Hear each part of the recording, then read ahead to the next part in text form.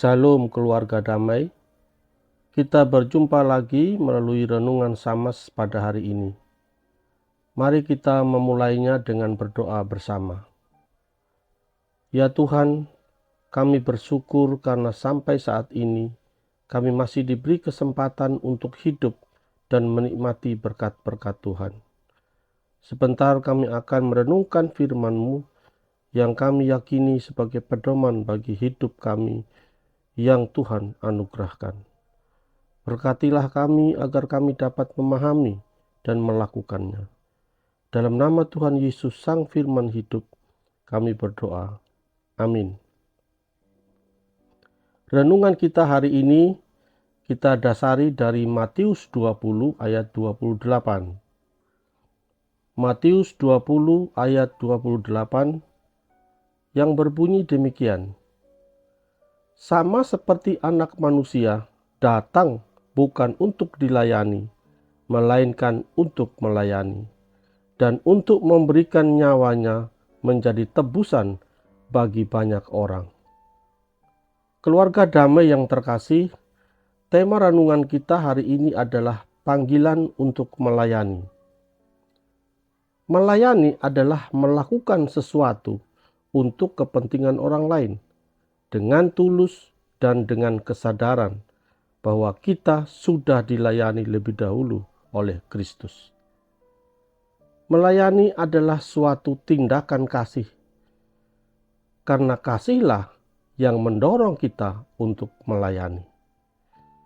Kita bisa saja melayani tanpa kasih, tetapi kita tak bisa mengasihi tanpa melayani. Kristus datang ke dunia bukan untuk dilayani, melainkan untuk melayani dunia ini. Dia yang telah melayani kita lebih dahulu. Kristus telah menyelamatkan kita dengan harga yang sangat mahal, yakni dengan darahnya yang tercurah di kayu salib. Kita melayani Tuhan sebagai tanda ucapan syukur kita atas apa yang telah dikerjakannya bagi kita. Melayani Tuhan sebenarnya bukanlah suatu beban, tetapi sebagai berkat. Siapakah kita yang dipanggil untuk melayani Raja di atas segala raja, yang oleh Yohanes Pembaptis sendiri mengatakan bahwa untuk membungkuk dan membuka tali kasutnya pun ia tidak layak. Apalagi kita. Kita hanyalah manusia berdosa yang diberi kuasanya. Melayani Tuhan adalah sebuah kehormatan yang besar dan membanggakan.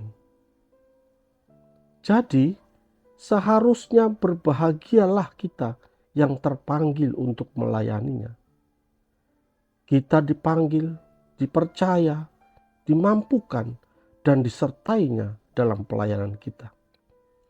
Melayani Tuhan adalah panggilan yang mulia. Siapakah kita sehingga Tuhan mempercayakan tugas yang mulia ini kepada kita?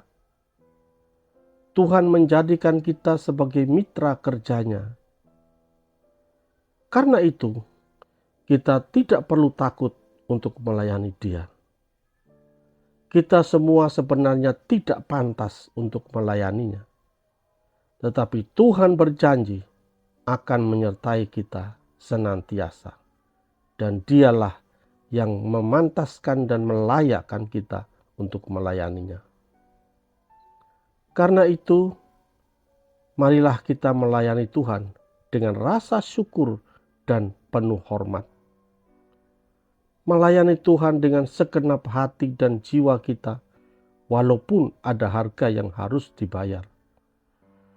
Berapapun harga yang kita bayar dalam pelayanan kita, tak akan pernah bisa membalas harga penebusan kita. Bapak, Ibu, dan Saudara yang terkasih, sebenarnya setiap orang Kristen yang telah menerima anugerah keselamatan seharusnya tahu dan sadar bahwa ia secara otomatis dipanggil untuk melayani Tuhan yang telah menebus hidupnya. Hidupnya bukan miliknya lagi, tetapi milik Tuhan yang telah membayarnya lunas di kayu salib. Itulah yang mendorong Rasul Paulus untuk terus melayani Tuhan dalam keadaan apapun, sebagaimana yang diungkapkan di dalam Galatia 2 ayat 20. Namun aku hidup, tetapi bukan aku sendiri yang hidup, melainkan Kristus yang hidup di dalam aku. Dan hidup yang kuhidupi sekarang di dalam daging adalah hidup oleh iman dalam Anak Allah yang telah mengasihi aku dan menyerahkan nyawanya untuk aku.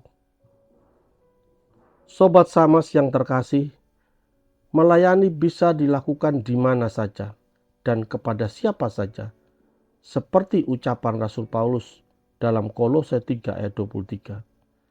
Apapun yang kamu perbuat, perbuatlah dengan segenap hatimu, seperti untuk Tuhan dan bukan untuk manusia. Cakupan pelayanan begitu luas, sehingga tak ada sejengkal dan sedetik pun untuk kita tidak melayani dan memuliakan Dia. Jadi, dalil apa lagi yang membuat kita menolak panggilan untuk melayani Dia yang telah lebih dahulu melayani kita? Dia yang adalah Tuhan Sang Pencipta kita yang agung dan mulia, menyerahkan segalanya bagi kita. Amin. Mari kita berdoa. Tuhan, kami bersyukur kalau kami terpanggil untuk melayani-Mu. Karena itu adalah suatu anugerah, sebab siapakah kami sehingga Tuhan mau memakai kami menjadi mitra-Mu di dunia ini. Tolonglah kami Tuhan, agar kami memiliki komitmen dan motivasi yang benar dalam melayani-Mu. Dalam nama Tuhan Yesus yang kami layani, kami berdoa. Amin. Demikian renungan Samas pada hari ini. Selamat beraktivitas, Tuhan Yesus memberkati.